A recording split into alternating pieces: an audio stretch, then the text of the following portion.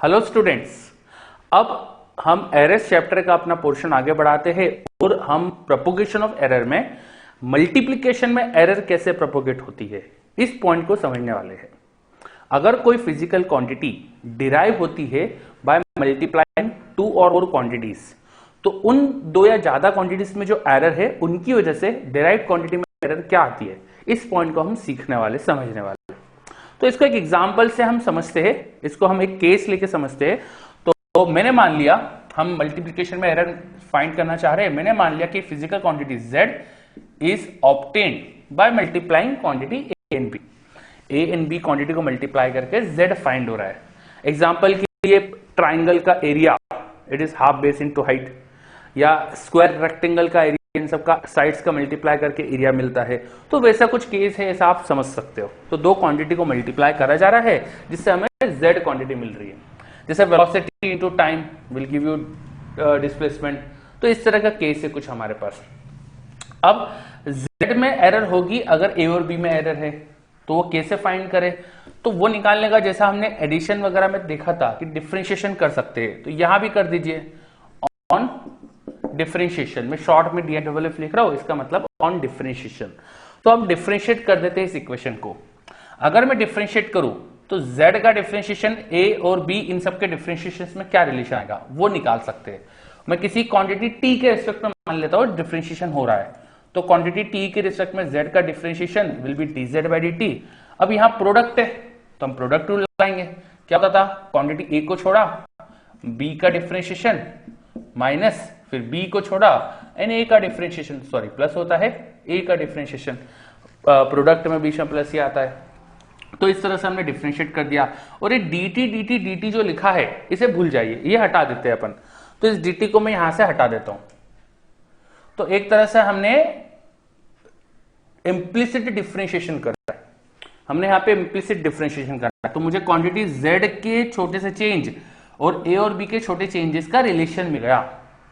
dz represent small change in quantity z, db represent small change in quantity b, d represent small change in quantity a। And error small ही होती है, ये बात अपन ने पहले भी बात करी थी। तो इन सारे स्मॉल चेंजेस को मैं एरर जैसा मान सकता हूं। तो अगर मैं इनको एरर जैसा मान लूं तो मैं बोल सकता हूं delta z which I termed as error in z, it will be a into delta b plus b times delta a। तो थोड़ा एक कॉम्प्लेक्स रिलेशन है, कुछ हमको एक डिफिकल्ट सा रिलेशन दिख रहा है, पर ये आसान हो जाएगा अगर हम कुछ ट्रिक्स यूज कर ले। देखिए यहाँ पे a delta b plus b delta है, यहाँ a इंटू b था। एक काम करते हैं, इसमें इससे डिवाइड कर देते हैं। ये जो इक्वेशन आई है इसको नाम दिया मैंने equation number 2, this was our original equation number 1। Let's divide equation 2 by equation 1। अगर यहां पे मैं LHS और LHS का डिवीजन कर दूं तो डेल्टा z बाय z मिलेगा मुझको। देन इधर RHS में जो सेकेंड इक्वेशन में लिखा था a delta b plus b delta a, वो मैंने एज इट इज लिखा और यहाँ का RHS नीचे डिवाइड कर देता हूं। ठीक है, अब एक काम करते हैं, a b से अपन अलग अलग डिवाइड कर देते हैं। तो it will be a delta b upon a b plus b delta a upon a b। Okay, now you can see यहां a और a तो कैंसल आउट हो रहा है, यहां b से b को कैंसिल मत कर देना। ये डेल्टा b है, it is change in b and this is b, ये दोनों अलग क्वांटिटीज है। This is change in b and this is only b, है ना, ये क्वांटिटीज ही अलग है। This delta in b is not product of b and delta. ठीक है, आई थिंक ये आपको समझ में आया है। b और b को कैंसिल कर देते हैं वहां पे। तो यहां से हमारे पास रिलेशन क्या बनेगा, delta z by z is, वहां बन रहा है देखिए डेल्टा b बाय b और डेल्टा a बाय a। तो a क्योंकि पहले लिखा था तो मैं उसे पहले लिख देता हूं, delta a by a plus delta b by b। Now delta z by z is relative error in z, delta a by a is relative error in a, delta b by b is relative error in b।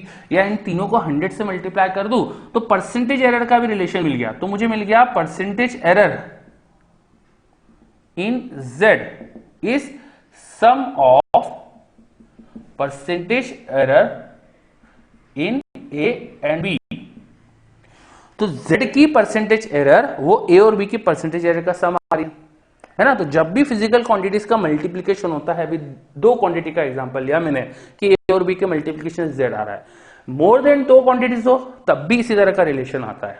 You can derive for yourself. आप इस तरह से ABC quantity लेके differentiation का rule लगा के इसी तरीके से डिराइव भी कर सकते हैं। Hence, now you need to remember, ये आपको याद रखना है कि फिजिकल क्वांटिटीज के मल्टीप्लीकेशन में रिलेटिव एरर्स ऐड हो जाती है। A और B का मल्टीप्लीकेशन से जब Z डिराइव होता है तो Z की relative error is addition of relative errors of A and B, या परसेंटेज एरर के टर्म से बात करें तो percentage error in the derived quantity is addition of percentage error in individual quantities.